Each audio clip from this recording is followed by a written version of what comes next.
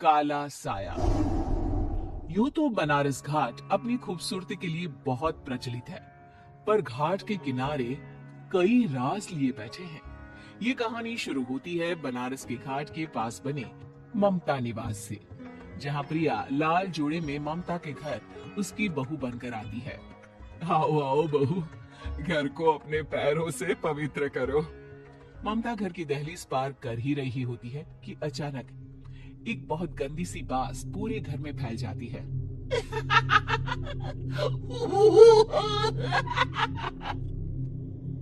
ये बदबू और ये आवाजें, ये कौन हंस रहा है माँ? अब ये पड़ोसी ना हमारे थोड़े अलग से है। कहाँ हम शाकाहारी और ये मांस मच्छी खाने वाले। छोड़, तू ध्यान मत दे और गृह प्रवेश कर। और हाँ बहू, अपनी सास की एक बात हमेशा याद रखना, इन पड़ोसियों से तो कभी बात नहीं करेगी। अच्छे लोग नहीं है ये। अपनी सास की ये बात मानेगी ना बेटा? हाँ माँ, जो आपकी मर्जी, मैं उनसे बात नहीं करूंगी। अगले दिन प्रिया अपनी पहली रसोई बनाने रसोई घर में जाती है। ये छोटी बात तो नाक में जा रही है। एक काम करती हूँ, खिड़की खोल देती हूँ। प्रिया खिड़की खोलने जाती है। इतने जाले, लगता है इस खिड़की को कभी खोला ही नहीं गया। पर ऐसा क्यों? ओह, नॉनवेज की स्मेल आती होगी ना। 2 मिनट के लिए खोल लेती हूँ, फिर बंद कर दूंगी। प्रिया खिड़की खोलती है। खिड़की खोलते ही उसकी नजर सामने वाले घर की खिड़की पर पड़ती है, जहाँ एक लड़की खड़ी होती है, हाथों में मेहंदी, लाल रंग की साड़ी, बिल्कुल सजी धजी, मानो प्रिया की तरह ही वो भी नई नवेली बहू हो। वो प्रिया को देखकर मुस्कुराती है। हे भगवान, माँ ने तो इनसे बात करने को मना किया था। प्रिया फौरन ही खिड़की बंद कर देती है और तवे पर चढ़ी रोटी की ओर देखने लगती है, पर वहाँ रोटी न होकर मछली पड़ी होती है। ये क्या? पहली ही रसोई में इतनी बड़ी गलती। हे भगवान, अब मैं क्या करूं? प्रिया बहुत डर जाती है और फौरन रसोई की सफाई करने और फिर सभी के लिए खाना बनाने लग जाती है। जब वो सबको खाना परोसती है, सब तो ठीक है, मैं बेकार में चिंता कर रही थी। हे भगवान, ऐसे ही बस अपनी कृपा बनाए रखना। रात के वक्त जब सब सो रहे होते हैं, तब प्रिया को पायल की आवाज सुनाई देती है, जिससे उसकी आंख खुल जाती है। ये पायल की आवाज कहाँ से आ रही है? प्रिया उठकर उस आवाज के पीछे छत की सीढ़ियों तक जाती है। तभी उसे बच्चे के रोने की आवाज आती है। प्रिया छत पर जाती है तो क्या देखती है? वही लाल साड़ी वाली लड़की अपनी गोद में एक नवजात बच्चे को घुमा घुमा कर सुला रही है। तभी प्रिया की नजर उसके पेट पर पड़ती है। ओह गॉड, ये तो प्रेग्नेंट भी है। सुनिए, बच्चा सो नहीं रहा है क्या? मैं कुछ मदद करूं? नहीं नहीं, आपके घर वालों को अच्छा नहीं लगेगा, मैं संभाल लूंगी। स्नेहा की गोद से बच्चा हाथ मारकर प्रिया की गोद में आने को छटपटाने लगता है। दोनों घर अगल बगल में बने होने के कारण प्रिया उस बच्चे को गोद में ले लेती है। प्रिया के पास आते ही वो सो जाता है। बच्चे का वो स्पर्श रात भर प्रिया भूल नहीं पाती और अगली सुबह वो छत पर कपड़े सुखा रही होती है, तभी उसे एक औरत इशारा करके बुलाती है। स्नेहा कह रही थी बाबू तुम्हारी गोद में आते ही सो गया। मैं गौरी, स्नेहा की माँ हूँ।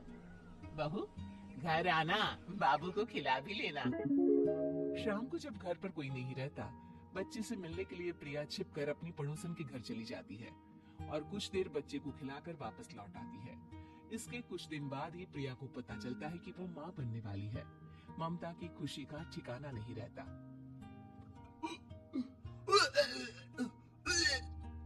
माँ जी, पता नहीं क्यों उल्टी आ रही है। प्रिया भागती हुई वॉशरूम में जाती है तो हरी और लाल रंग की उल्टी करती है। उस उल्टी में से कीड़े निकलते हैं। ये क्या? खून और ये कीड़े! माँ! माँ! प्रिया की आवाज सुनकर ममता दौड़कर आती है, पर बेसिन में कुछ नहीं होता। प्रिया हक्की बक्की रह जाती है। ये सब क्या हो रहा है? प्रिया घबरा जाती है और अपने कमरे में जाकर सो जाती है। डर के कारण वो इतनी थक जाती है कि उसकी आंख लग जाती है। तब उसे ऐसा लगता है उसके पेट पर मानो कोई बैठा हुआ हो। कौन हो? प्रिया के पेट पर एक 5 महीने की बच्ची बैठी हुई थी, जो बुरी तरह जली हुई थी।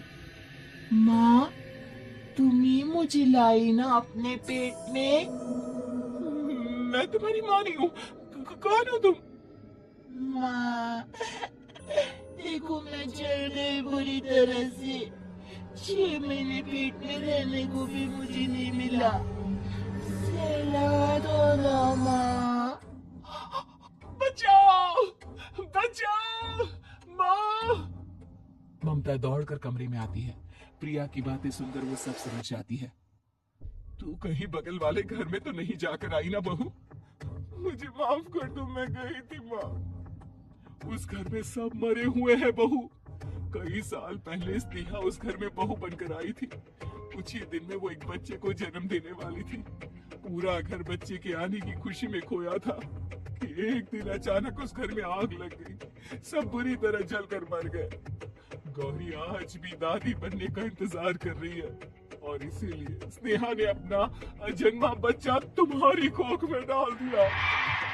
ममता ये कह रही होती कि पीछे से उसके पैरों को एक बच्चा पकड़ लेता है। दादी, दादी। माँ, स्नेहा की गोद में यही बच्चा था।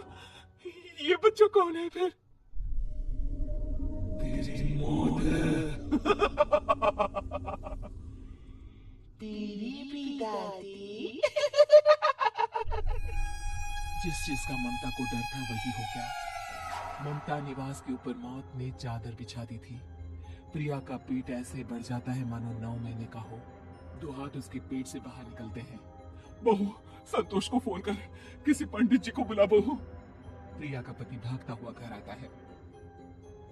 ये तो होना ही था माँ। तेरा बाप तेरे सामने आ गया तो तू सह नहीं पा रही है। स्नेहा घर में आग लगी नहीं थी, माँ ने लगाई थी प्रॉपर्टी की लालच में। और वो बच्चा मेरी पहली पत्नी का बच्चा है, मेरा बेटा, जो कि उस आग की चपेट का शिकार हो गया था। मैंने तुमसे ये सब माँ के कहने पर छुपाया था। मुझे माफ कर दो प्रिया। तुम अगर चाहो तो यहाँ से जा सकती हो।